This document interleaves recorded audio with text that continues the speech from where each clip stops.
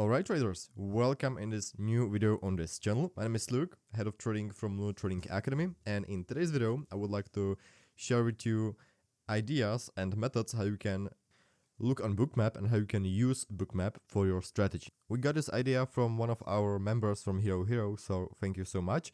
What is Bookmap? Bookmap is basically software which shows you real-time orders which are sitting in order book. So you see passive buyers and passive sellers. In market you have something called DOM, which is depth of the market. And thanks to DOM you can see orders waiting for to be filled. These orders keep coming in and going out of the order book, and only few of them remain.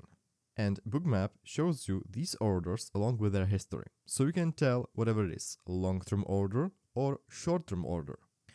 There are many ways how you can use Bookmap. One of them is to set alerts for these price levels, and once price hit these levels, you can start looking at footprints. Mistake which people make is trading these levels as support and resistance, which isn't always true. These levels, where is low liquidity, works as a point of interest or levels of interest. So we can expect high trading activity around this level. Whether the price bounces from these levels depends on aggressive participants. And we can see these aggressive participants in the form of these bubbles. Red bubbles indicates a lot of sellers and more of aggressive seller participants, and green bubbles represents more of aggressive buyers, so more of aggressive buy participants.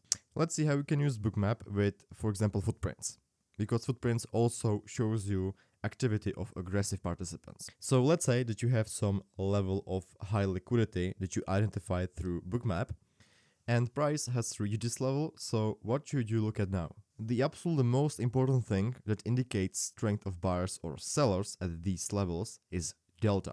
Look for a thing called delta shift, so shift between buyers to sellers or between sellers to buyers. Another great indicator of reversal and of bounce from these levels is absorption. In our Hero group, we trade absorption basically on a daily basis.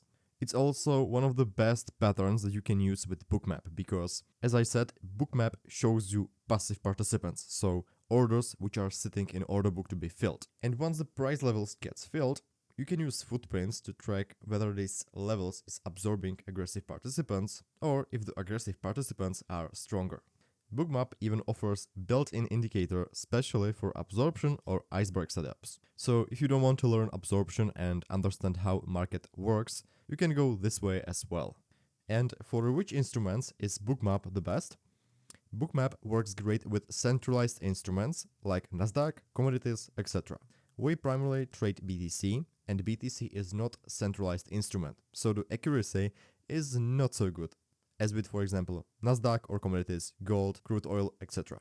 However, some strong levels works great even though it's not a centralized instrument, so it's not completely useless.